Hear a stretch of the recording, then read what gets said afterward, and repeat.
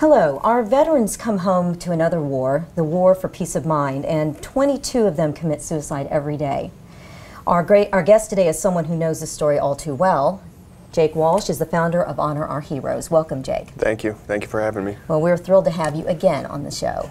Why don't we begin by hearing your story? Okay. I was in the Army for 6.5 years, from 2004 to late 2010. After that, I was in Ohio. I came into a rough patch where I needed some assistance. There was a foundation in Ohio that helped me. What was the name of that foundation? Ghost Rider Foundation. Okay. They helped me within 24 hours of meeting the founder of Ghost Rider Foundation. My stress was gone. My problem was gone. It changed my perspective about a lot of things. And since then, I have always wanted to duplicate that for veterans in any way possible, whether it was financial or supportive. Since then, I've moved down to Hilton Head, and down here I have been blessed I've been fortunate to meet some of the people that I've met, and I've been able to create Honor Our Heroes Foundation with a lot of help, and I've been able to start giving back to veterans. That's where we want to talk about a little later about Honor Our Heroes, specifically how we can help. Let's go back just a little bit and tell us, when you say you hit a rough patch, what do you mean by that? Reacclimating to being a civilian was, it's harder than I thought it was going to be, and I got into some financial tight spots, just wasn't being responsible.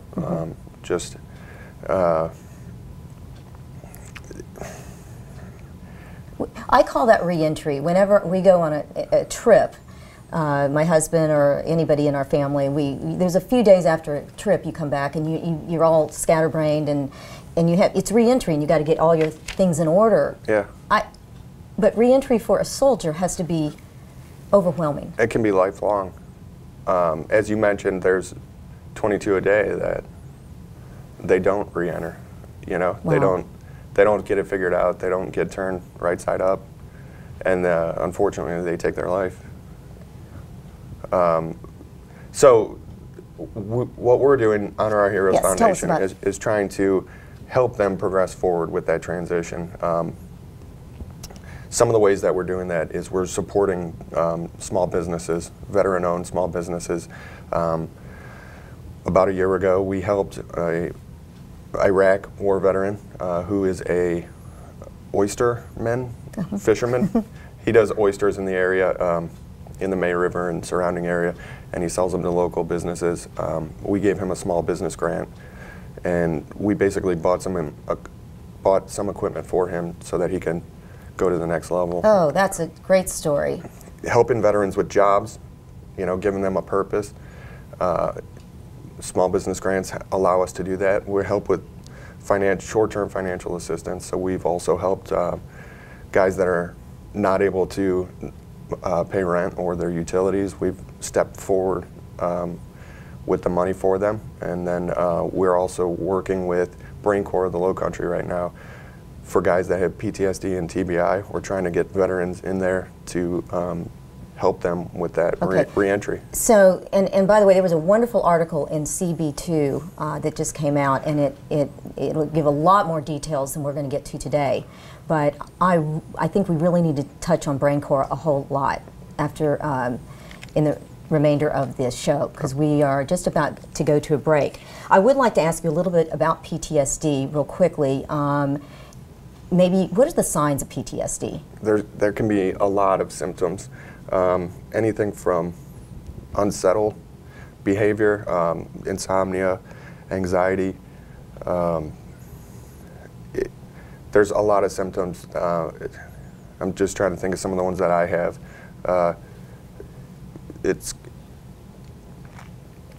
If there's any doubt, someone should try to find someone that they're comfortable with to talk to, just to kind of alleviate some of the pressure. Like you did with Ghost Rider.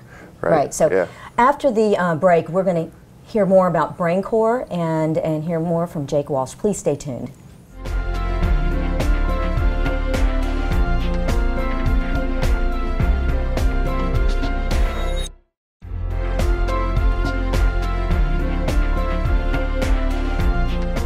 Welcome back. We're here with Jake Walsh, and before the break we were talking about BrainCore, and you have some involvement with it. Can you first of all tell our viewers what BrainCore is? BrainCore is it's a local company, BrainCore in the Low Country, and what they do is neurofeedback. They map your brain. They take that brain map, compare it to 50,000 other brain maps that are both regulated and dysregulated. They compare against, like I said, 50,000 other brain maps to identify dysregulation within the brain. And then a treatment protocol comes back down from that cloud, and you begin neurofeedback, which is an active training of the brain. It takes dysregulation within the brain and it regulates it. So it's almost like building a workaround, like a detour. Wow. So it's and you wear this hat, and it's in the CB2 article. It's really I think it's kind of a pretty hat. Because it's so many different colors, and then there's a ribbon connector, which is the color of the rainbow, and what that does, that's what reads my brain, and while they're mapping. So there's leads, 6 on the right, 6 on the left, and what they do is they take snapshots of your brain. How often do you do this? The therapy, I go twice a week. You can go as often as 5, 6 times a week. You could go twice a day. It's all based on the patient. I go twice a week. I get the brain map done every 10 sessions, so every 5 weeks. And what are your feelings about it so far? The BrainCore itself, the therapy, I love. The idea of being able to take this to other veterans and usher them out of a dark place or a rough place it's hopeful. Yeah. And it's great, and it's been great for me. Everyone that's around me has noticed a difference over the last year. If you probably look at the interview I did a year ago, I was probably much more nerve-wracked than I am now. It's good though. Like I said, ultimately it brings hope to veterans of all eras. We would like to try to get a group of veterans together and get a study done, veterans with PTSD and TBI. Again, it doesn't matter if they're a recent veteran or a veteran from Vietnam, and we would like to try to get 6 of them in there so that they can conduct a study and then publish the results. Mm-hmm. There's hope. It makes a difference. And it's changed my life. That's so good to hear, and it's so nice that you reached out first of all, up in Ohio, but now you've got a program that can help others. Hopefully. And people can reach out to you. I think that's so great. So, Honor Our Heroes, how do you raise money? Because I know you've got some employees, right?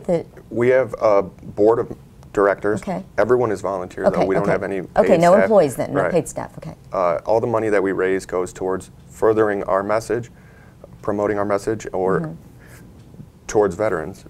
So there's no salary, nothing. But there are some fundraisers coming up. I want to get those in. There are. At the end of, well, right now, all month of May, at Station 300, there's Bowling for the Brave. They're calling it Military May. Every game that's bowled out there, they're donating $1 to Honor Our Heroes and Healing Heroes of the Low Country. So it'll get split between those 2 organizations. And then Palmetto Dunes, every June, we sponsor a tennis tournament at the beginning of June. That's the 6th through the 8th this year. Okay. That's the Banana Classic, it's called. It's the 35th Banana Classic, and it's sponsored by Honor Our Heroes. And there's always the website if anyone feels the need to donate. Which would be www.honorourheroesfoundation.org. Okay. Jake Walsh, I'm not going to call you a hero because you don't want me to, so I'm not. But I'm honored to get to interview you. And I would say anybody who is out there and wants to contribute to a most worthwhile cause, check out Honor Our Heroes. And thank you for being here. Thank you for having me.